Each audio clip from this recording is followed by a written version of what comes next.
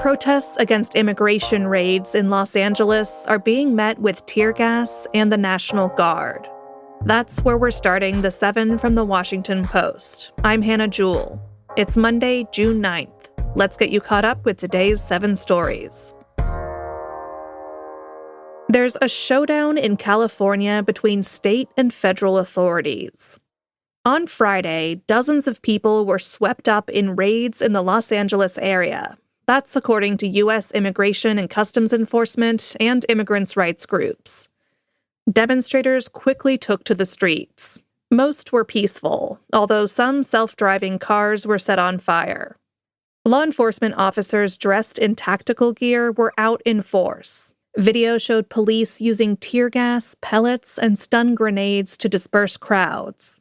Then, on Saturday evening, President Donald Trump ordered 2,000 members of the California National Guard to intervene in the protests. It was the first time in about 60 years that an American president has taken such an action without a governor's consent. Trump said it was necessary to protect federal officials and federal property. He spoke to reporters yesterday next to Marine One. Well, we're going to have troops everywhere. We're not going to let this happen to our country. We're not going to let our country be torn apart like it was under Biden. California Governor Gavin Newsom responded. He called the deployment purposefully inflammatory. He said local authorities had the demonstrations under control.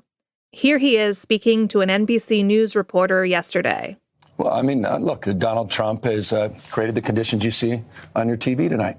He's exacerbated the conditions. He's, lit the proverbial match. He's putting fuel on this fire ever since he announced he was taking over the National Guard. An illegal act, an immoral act, an unconstitutional act, and we're going to test that theory with a lawsuit tomorrow. This is a developing story, so check out our homepage for the latest. President Trump's new travel ban affecting 19 countries took effect this morning. That's number 2. The policy fully bans travelers from a dozen countries, including Afghanistan, Iran, and Somalia. And it partially restricts travelers from another 7 countries, including Cuba and Venezuela. It comes 8 years after Trump's first attempt to impose a travel ban. That one, in his first term, mostly targeted Muslim-majority countries. It prompted several lawsuits, and 2 versions of the ban were halted in court. Trump's latest effort, though, may be more difficult to challenge. Experts say Trump officials have applied lessons from his first term and crafted the new order in a way that makes it less susceptible to being blocked.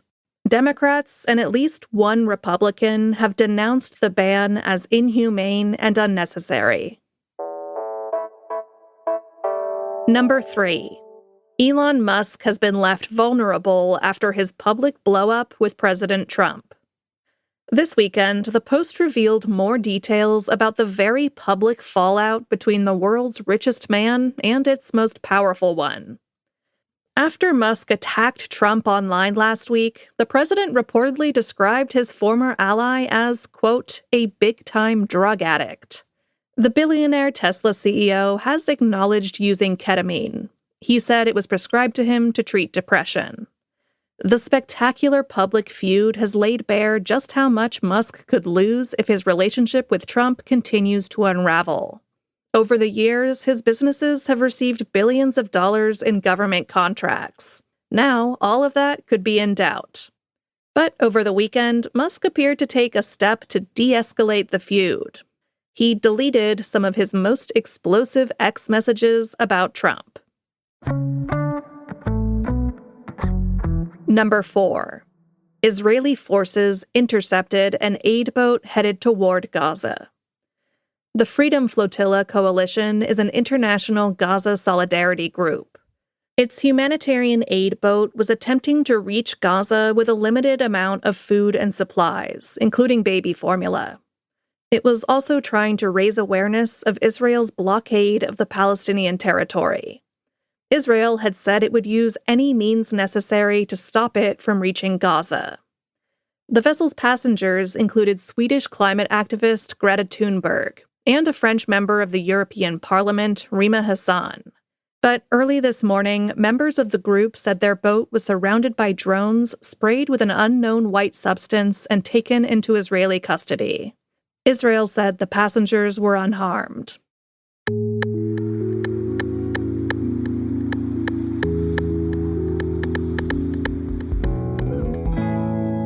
American mothers reported worse mental health in a new study. That's our fifth story. A study published last month revealed declining maternal mental health in America. Researchers analyzed self-reported data from nearly 200,000 mothers with children aged 17 and under. They found that the share of mothers who self-reported their mental health as fair or poor rose from 5.5% in 2016 to 8.5% in 2023. Meanwhile, those reporting excellent mental health declined by 12% from 38 to 26%.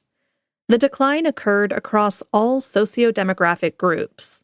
But self-reported mental health status was worse among mothers who were born in the U.S., single, less educated, or whose children were uninsured or publicly insured. Number 6. Carlos Alcaraz roared back to win the French Open. It was a thrilling men's final yesterday in Paris. The 22-year-old defending champion was 2 sets down against Italy's Yannick Sinner. So things weren't looking good for the Spaniard, but he clawed his way back over 5 hours and 29 minutes to claim victory. That means Alcaraz remains undefeated in major championship finals. There was also a big moment for American tennis on Saturday. 21-year-old Coco Gauff became the first American champion at Roland Garros since Serena Williams in 2015. She climbed back from 1 set down to defeat world number 1 Aryna Sabalenka of Belarus. The French Open shared a video on Instagram of Gauff celebrating her trophy with the tournament's ball kids.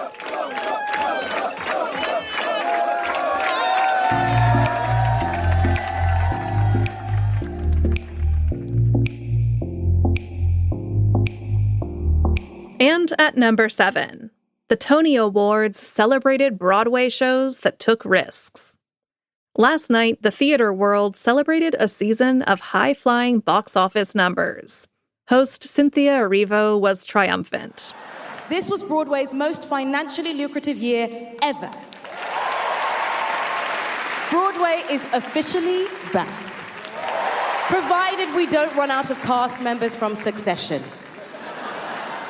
One of those cast members was Sarah Snook. She won a prize for her head-spinning turn as every character in The Picture of Dorian Gray. Nicole Scherzinger topped the nail-biting contest for Best Actress in a Musical for Sunset Boulevard. And top honors went to daring Broadway shows that took big swings. Like Maybe Happy Ending. That's a musical about obsolete robots who fall in love on a road trip. That took the coveted Best Musical prize. Meanwhile, Audra McDonald gave a show-stopping solo performance, and the original cast of Hamilton performed a medley to celebrate the musical's 10th anniversary. If you want to see the best red carpet looks, we of course have you covered in our newsletter. Find a link to that in our show notes. All right, you're all caught up. If you like the podcast, a great way to support our work is through a subscription to The Washington Post. Right now, you can get a core subscription for just $40 for the first year. That gets you unlimited access on the web and in our apps to all the stories I talk about here on the podcast, and a lot more. Subscribe to the Post by going to washingtonpost.com/subscribe. I'm Hannah Jewell. I'll meet you back here tomorrow.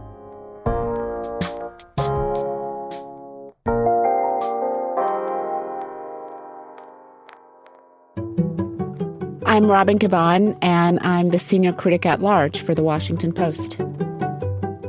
I write about politics and race and the arts. You know, there's so much information and misinformation coming at people. And for me, a critic's job is to really cut through that and attempt to direct people towards what is of value, Subscribers are definitely the most engaged, and they're the ones that I feel like I'm most often having a conversation with. People who are really engaged in our culture and engaged in civic life in a way that can be really transformative.